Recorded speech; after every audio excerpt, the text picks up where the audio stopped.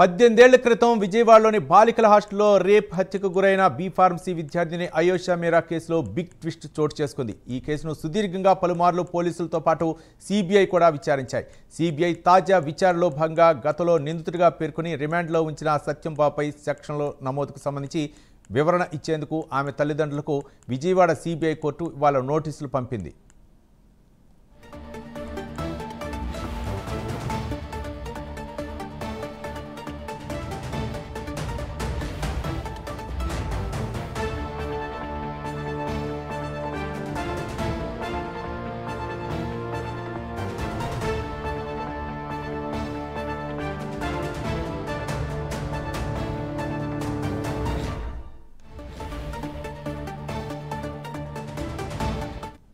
B pharmacy విద్యార్థిని అయోషా మీరా హత్య జరిగి 18 ఏళ్లు గడిచిపోతున్నా అసలు నిందితులు ఎవరో తేల్చడంలో పోలీసులు సిబిఐ కూడా విఫలమయ్యాయి.